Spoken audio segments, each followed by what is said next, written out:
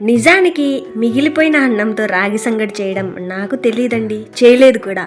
అమ్మ దగ్గర నేర్చుకున్న అమృతం కాదు అద్భుతం అని చెప్పొచ్చు. ఎందుకంటే ఏం చెప్తాం, అంత బాగుంటుంది. మరి తోడుగా నాన్ వెజ్ దొరికితే మినిమం లాగిస్తే, నాలాంటి వాళ్ళకి చట్నీలు పచ్చళ్ళు దొరికితే ఏం చెప్పాలో. కొన్ని వంటలు చేయడమే కాదండి, తినాల్సిన పద్ధతి కూడా తెలియాలి. అసలు రాగి సంగటి తినాల్సిన పద్ధతి తెలుసా? నైస్గా పద్ధతిగా తినకుండా ఆ కర్రీలో ముంచి దొర్లించి తింటేనే అసలైన రుచి. ముందుగా మిగిలిపోయిన రైస్ని కుక్కర్లోకి వేసుకోవాలి. ఆ రైస్ ఎంత మిగిలిందో దాన్ని బట్టి నీళ్లు వేసుకోవాలి. నాకైతే చూడండి, ఈ గ్లాస్ కొలత ప్రకారం ఒక గ్లాస్ రైస్ ఉడికిస్తే ఎంత అవుతుందో అంత రైస్ అయితే మిగిలింది. ఆ లెక్కన ఒక గ్లాస్ రైస్కి 2.5 గ్లాస్ నీళ్లు వేసుకోవాలి. 2 గ్లాసుల నీళ్లు అన్నం మెత్తగా ఉడకడానికి, మిగిలిన సగం గ్లాస్ నీళ్లు రాగిపిండి ఉడకడానికి. ఒకవేళ రైస్ మిగలకపోయినా రాగి సంగటి చేసుకోవాలనుకుంటే ఒక గ్లాస్ రైస్కి 3.5 గ్లాస్ నీళ్లు వేసుకోవాలి. 3 గ్లాసుల నీళ్లు అన్నం మెత్తగా ఉడకడానికి, ఆ సగం గ్లాస్ నీళ్లు రాగిపిండి ఉడకడానికి. ఓకేనా? నేనైతే ఒక గ్లాస్ రైస్కి సగం గ్లాస్ రాగిపిండి అయితే తీసుకున్నాను. కొందరికి రాగి సంగట్లో రాగిపిండి ఎక్కువ వేసుకోవడం ఇష్టం, కొందరికి తక్కువ వేసుకోవడం ఇష్టం. దాన్ని బట్టి రాగిపిండి ఎంతైతే వేసుకుంటారో అన్నే నీళ్లు వేసుకోవాలి. అంటే రైస్ ఉడకడానికి సరిపడా నీళ్లు వేశాక రాగిపిండి సగం గ్లాస్ తీసుకుంటే సగం నీళ్లు, ఒక ఫుల్ గ్లాస్ రాగిపిండి వేసుకుంటే ఫుల్ గ్లాస్ నీళ్లు వేసుకోవాలి. చూడండి, నేనైతే సగం గ్లాస్ రాగిపిండి వేసుకుంటున్నాను కాబట్టి సగం గ్లాస్ నీళ్ళు అయితే వేసుకున్నాను. ఒకవేళ ఆ రైస్ నానబెట్టి చేసుకునేలా ఉంటే వేసే ఆ రైస్ని ఒక 30 నిమిషాలు బాగా నానబెట్టుకోవాలి. రేషన్ రైస్తో రాగి సంగటి టేస్ట్ అనేది చాలా బాగుంటుంది. మేమైతే రైస్ ఉడికించేటప్పుడే కొంచెం సాల్ట్ వేస్తాం కాబట్టి నేను ఇక్కడ సాల్ట్ వేయడం లేదు. రాగి సంగటి చప్పగా లేకుండా ఉండడానికి కొంచెం సాల్ట్ వేసుకోవాలి, ఒక 1/4 టీ స్పూన్ అనుకోండి. రైస్ ఉండలు లేకుండా ఈ విధంగా బాగా కలిపేసిన తర్వాత కుక్కర్ మూత పెట్టి లో ఫ్లేమ్లో 2 విజిల్స్ పెట్టుకోవాలి. ఇలాంటి బుడ్డి కుక్కర్లు తొందరగా విజిల్స్ వస్తాయి కాబట్టి తక్కువ మంట మీద ఉడికించుకోవాలి. సరే, విజిల్స్ వచ్చే లోపు పక్కన కడాయిలోకి ఒక 4-5 స్పూన్స్ దాకా ఆయిల్ వేసుకోవాలి. వేసిన ఆయిల్ హీట్ ఎక్కిన తర్వాత 1/4 టీ స్పూన్ దాకా ఆవాలు జీలకర్ర వేసుకోవాలి. వేసిన ఆవాలు బాగా చిట్పట్లాడి జీలకర్ర కూడా ఈ విధంగా రంగు మారిన తర్వాత ఫ్రెష్గా కరివేపాకు రెమ్మలు వేసుకోవాలి. వేసే కరివేపాకును తడితడిగా వేసుకున్నారంటే ఆ కరివేపాకు ఫ్లేవర్ అనేది ఆయిల్లో లాక్ అయిపోతుంది. కరివేపాకు 1 నిమిషం వేగిన తర్వాత ఒక 4 బాగా గుజ్జు ఉన్న మీడియం సైజ్ టమోటాలను వేసుకోవాలి. ఈ చట్నీ 3 టమోటాలతో చేసుకోవచ్చు, 5 టమోటాలతో చేసుకోవచ్చు. చట్నీ ఎంత కావాలో అన్ని టమోటాలు వేసుకోవచ్చు.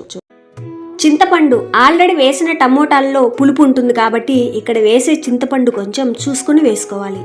నేనైతే చట్నీ కొంచెం పుల్లగా ఉండడానికి కొంచెం ఎక్కువ చింతపండు వేసుకున్నాను, కానీ మీరు అంత పులుపు వద్దనుకుంటే కొంచెం తక్కువ వేసుకోవచ్చు. టమోటాలు చింతపండు ఎన్ని వేసుకున్నా ఎంత వేసుకున్నా అందులో వేసే ఈ పచ్చిమిర్చి అనేవి సరిగ్గా వేసుకోవాలి, కారానికి తగ్గట్టు. అంటే ఆ పులుపు బ్యాలెన్స్ అవ్వాలంటే పచ్చిమిర్చి కొంచెం ఎక్కువగానే పడతాయి. నేనైతే బాగా కారం ఉన్న పచ్చిమిర్చి ఒక 7 దాకా అయితే వేసుకున్నాను. మీరు వాడే ఆ పచ్చిమిర్చి ఘాటుని బట్టి, తినగలిగే కారాన్ని బట్టి తగినన్ని వేసుకోవచ్చు. ఇందులోనే ఉంటే కొంచెం కొత్తిమీర కూడా వేసుకోవచ్చు. టమోటాలు తొందరగా మగ్గడానికి సరిపడా సాల్ట్, ఒక 1/4 టీ స్పూన్ దాకా పసుపు వేసి వీటన్నిటిని ఈ విధంగా బాగా కలిపేసి మూత పెట్టి లో ఫ్లేమ్లో ఉంచి మధ్యలో కలుపుకుంటూ ఈ టమోటాలు కొంచెం మెత్తగా మగ్గేదాకా ఉడికించాలండి. మరీ ఎక్కువ డ్రై అయ్యేంత వరకు ఉడికించకూడదు, ఎందుకంటే మనం పచ్చడి గ్రైండ్ చేసే టైంలో నీళ్ళు అనేది ఏ మాత్రమే వేయం కాబట్టి ఈ టమోటాల్లోని గుజ్జుతోనే గ్రైండ్ చేసుకోవాలి. అప్పుడే చట్నీ చాలా బాగుంటుంది. మూత పెట్టి ఇక్కడ లో ఫ్లేమ్లో ఉడికించుకోవాలి. కొద్దిసేపు తర్వాత చూస్తే చూడండి, మూత నుండి వచ్చిన ఆవిరితోనూ టమోటాలోని గుజ్జుతోనూ ఈ టమోటా ముక్కలు ఇవన్నీ కూడా ఈ విధంగా ఉడికిపోయి ఉండాలి. సేమ్ ఇదే మాదిరి బీరకాయ పచ్చడి కూడా చేసుకోవచ్చండి. టమోటాలు కొంచెం తగ్గించి ఇందులో బీరకాయ ముక్కలు వేసి, అది చాలా బాగుంటుంది కూడా. చూడండి, ఇవన్నీ కూడా ఈ విధంగా బాగా ఉడికిపోయి ఉండాలి. తర్వాత స్టవ్ ఆఫ్ చేసి వీటిని పూర్తిగా చల్లారిన తర్వాత మిక్సీ జార్లోకి వేసుకోవాలి. జార్లో వేసే ముందు గుర్తుంచుకోవాలి, వేసిన పచ్చిమిర్చితో ఒకవేళ కారం మరీ ఎక్కువగా ఉంటుంది అనిపిస్తే కొన్ని పచ్చిమిర్చి పక్కకు తీసేసి గ్రైండ్ చేసుకోవచ్చు. పచ్చడి గ్రైండ్ చేశాక ఒకవేళ కారం తక్కువ అనిపిస్తే తీసేసి మళ్ళీ వేసి గ్రైండ్ చేసుకోవచ్చులే. ఒక 5 దాకా తొక్కతో సహా వెల్లుల్లి రెబ్బలు వేసి వీటిని మరీ మెత్తగా గ్రైండ్ చేయకూడదు. కంటిన్యూస్గా గ్రైండ్ చేయకుండా జస్ట్ 2 జర్కులు ఇస్తే చాలు. చూడండి, ఈ విధంగా ఉండాలి. మరీ మెత్తని పేస్ట్లా కాకుండా వేసిన వెజిటబుల్స్ అన్నీ కూడా అక్కడక్కడ పలుకుల్లా కనిపించాలి. అప్పుడే రోట్లో దంచిన టేస్ట్ కూడా ఉంటుంది. ఈ చట్నీ రాగి సంగట్లోకే కాదండి, ఇడ్లీ, దోశ, ఉప్మా, చపాతీ, వేడి వేడి రైస్లోకి చాలా బాగుంటుంది. గ్రైండ్ చేశాక ఉప్పు కారం సరి చూసుకోవాలి. పుల్లగా ఉంది అంటే కారం అయినా తక్కువ ఉంటుంది, లేదా సాల్ట్ అయినా తక్కువ ఉంటుందని గమనించుకోవాలి. ఒకవేళ కారం తక్కువ అనిపిస్తే ఇందాక పచ్చిమిర్చి తీసేసినట్టయితే ఇక్కడ వేసి గ్రైండ్ చేయకూడదు. ఎందుకంటే ఇక్కడ వేశారంటే ఈ చట్నీ మెత్తటి పేస్ట్లా అయిపోతుంది. ఈ విధంగా గిన్నెలోకి వేసి తీసేసిన పచ్చిమిర్చిని ఇదే మిక్సీ జార్లోకి వేసి కచ్చా పచ్చాగా గ్రైండ్ చేసి ఇందులో వేసుకోవాలి. లేదంటే కారానికి తగ్గట్టు పచ్చిమిర్చిని ఒక చుక్క ఆయిల్ వేసి బాగా వేయించి గ్రైండ్ చేసి వేసుకోవచ్చు. చట్నీకి పోపు అవసరం లేదండి, పచ్చి ఉల్లిపాయలతో సర్వ్ చేసుకోవచ్చు. ఈ చట్నీలో గుర్తుంచుకోవాల్సింది ఏంటంటే పులుపుకు తగ్గట్టు ఉప్పు కారం పడితేనే పచ్చడి సరిగ్గా కుదిరినట్టు. సరే, ఈ చట్నీ రెడీ అయ్యేలోపు మరోవైపు ఈ కుక్కర్ నుండి ఫస్ట్ విజిల్ అయితే వచ్చేసింది. ఆల్రెడీ నాకు రైస్ ఉడికిపోయింది కాబట్టి 2 విజిల్స్ లో ఫ్లేమ్లో పెట్టుకున్నాను. మీరైతే రైస్ నానబెట్టి ఈ సంగటి చేస్తున్నట్టయితే 3 విజిల్స్ పెట్టుకోవాలి. ఇలాంటి చిన్న కుక్కర్లకైతే లో ఫ్లేమ్లో ఉడికించుకోవాలి. అదే కొంచెం పెద్ద సైజు కుక్కర్లకైతే మీడియం ఫ్లేమ్లో ఉడికించుకోవాల్సి ఉంటుంది.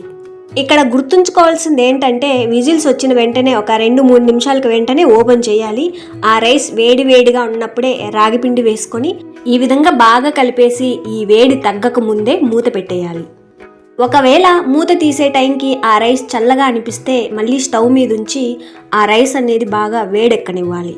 చూడండి, పిండి అనేది రైస్లో ఈ విధంగా బాగా కలిపిన తర్వాత ఈ స్టేజ్లో ఒకవేళ ఈ రాగి సంగటి అనేది గట్టిగా ఉంది అనిపిస్తే కొంచెం వేడి నీళ్ళు వేసుకోవచ్చు. ఈ రాగి సంగటిలో గుర్తుంచుకోవాల్సింది ఏంటంటే విజిల్స్ వచ్చిన వెంటనే మూత తీయాలి. ఆ వేడి మీదనే రాగిపిండి వేయాలి. రాగిపిండి వేసి ఫాస్ట్గా వేడి తగ్గక ముందే ఈ విధంగా బాగా కలిపేసి వేడిగా ఉన్నప్పుడే మూత పెట్టేయాలి. ఇది ఈ రాగి సంగటి చేసేటప్పుడు గుర్తుంచుకోవాల్సింది. పిండి కలిపిన తర్వాత ఈ స్టేజ్ వచ్చేసరికి ఒకవేళ చల్లగా అయిపోయినట్టు అనిపిస్తే ఈ కుక్కర్ని తీసుకెళ్లి స్టవ్ మీద కొద్దిసేపు ఉంచి వేడెక్కనివ్వాలి. ఈ విధంగా కలిపిన తర్వాత వేడి మీద మూత పెట్టేయాలి. ఈ వేడి సరిపోతుంది రాగి పిండి ఉడకడానికి, మళ్ళీ ఉడికించాల్సిన అవసరం లేదు. ఎప్పుడు నేను చెప్పేది ఏంటంటే రాగి సంగటి చేసుకోవాలనుకుంటే ఫస్ట్ కర్రీ వండేసి తర్వాత రాగి సంగటి చేసుకోవాలి. ఎందుకంటే రాగి సంగటి వేడి వేడిగా తింటేనే ఆ టేస్ట్ని మీరు ఫీల్ అవుతారు, ఎంజాయ్ చేస్తారు. ఒక 3-4 నిమిషాల తర్వాత చూస్తే రాగిపిండి ఉడికిపోయి ఉంటుంది. ఈ గరిటెని కానీ ఈ గిన్నెని రెండింటిని తడి చేసుకున్నారంటే ఈ రాగి సంగటి ఆ గిన్నెకి అంటుకోదు, ఈ గరిటెకి అంటుకోదు. మూత తీసే టైంకి రాగి సంగటి వేడి వేడిగా ఉండాలి. అలవాటు ఉంటే చెయ్యి కాలకుండా చేతిని తడి చేసుకుని ఈ విధంగా రాగి సంగటిని బాల్స్లా చేసుకోవాలి. అలవాటు లేకుంటే ఇలాంటి గిన్నెని తడి చేసి అందులో రాగి సంగటి వేసి ఈ విధంగా చేసాము అంటే వేడి వేడి మీద ఎన్ని ముద్దలైనా చుట్టేయచ్చు.